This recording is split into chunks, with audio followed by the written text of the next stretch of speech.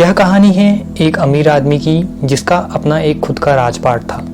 जैसे जैसे वह आदमी बूढ़ा होने लगा, उसने सोचा कि बुढ़ापे के कष्ट चाहे अमीर हो या गरीब, सबके लिए एक जैसे होते हैं। तो उस आदमी ने अपने सारे राजपाट का त्याग कर दिया और जंगल में जाकर एक भिक्षु का जीवन जीने लगा, जहां वह ईश्वर के ध्यान में इतना मगन हो गया कि वह अपने से जुड़ी सारी अनैतिक विचारों से मुक्त हो गया, जिसके साथ उसके मन की शांति और खुशी भी बढ़ते जा रही थी।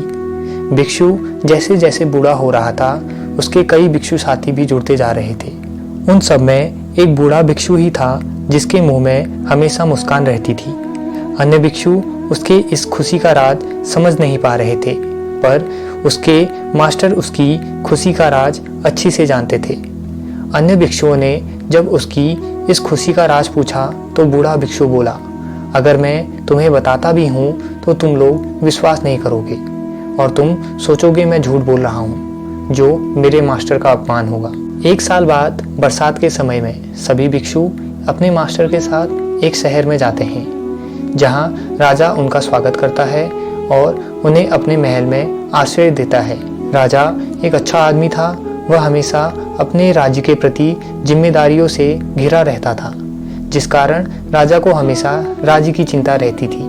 गर्मियां आ गई थी, सभी भिक्षु वापस लौट रहे थे। राजा ने मास्टर को अस्वस्थ देख उन्हें रोक कुछ और दिन रुकने को कहा। बाकी भिक्षु लौट गए। सभी भिक्षु जंगल लौट आए और सभी अपने ध्यान में बैठ गए। बूढ़े भिक्षु जिसके मुंह में हमेशा मुस्कुराहट रहती थी, उसकी खुशी और शांति पहले से कई ज्यादा बढ़ चुकी थी। बूढ़ा सोचने लगा, अगर मास्टर यहाँ होते तो मैं अपनी खुशी उन्हें बताता। तो वह शहर अपने मास्टर से मिलने पहुंच गया।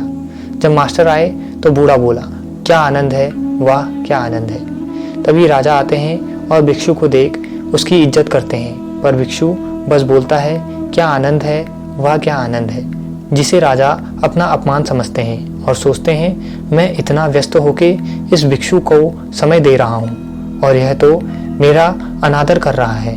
और राजा मास्टर से बोलते हैं, क्या यह भिक्षु पागल है, इसे इतनी खुशी किस बात की है, यह सही में इतना प्रसन्न है या दिखावा कर रहा है। इस पर मास्टर बोलते हैं, राजा धैर्य रखो, मैं तुम्हें इसकी प्रसन्नता का राज बताता हूँ। बहुत कम लोग जानते हैं कि यह भिक्षु एक राजा हुआ करता था, जैसे कि तुम। धन दौलत की कोई कमी नहीं, परंतु इसने सब त्याग एक भिक्षु का जीवन अपनाया और अब यह सोचता है कि इसकी पुरानी खुशियां अभी के मुकाबले कुछ नहीं। पहले से यह भिक्षु सुरक्षा कर्मियों से घिरा रहता था और आज जंगल में बिना किसी के डर के अकेले रहता है।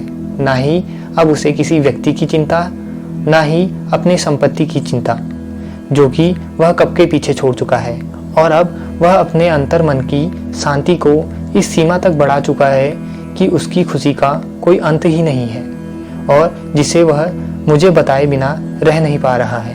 उस हंसते हुए भिक्षु की कहानी सुन के राजा के मन को भी शांति मिली और उनको राजा ने सम्मानपूर्वक विदा किया।